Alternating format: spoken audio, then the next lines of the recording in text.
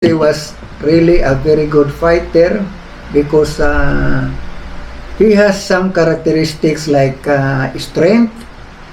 He has a very good physical body, and the system is very simple and very effective.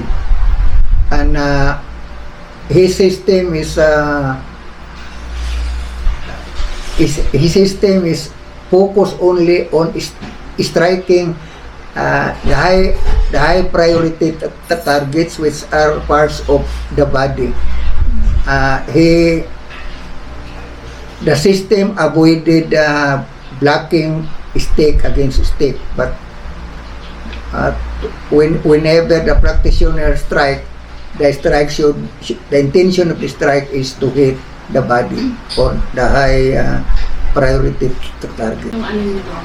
All I can say is that as I have observed Manong Jose, my impression was that his speed is about 100%, power 100%, accuracy is 100%.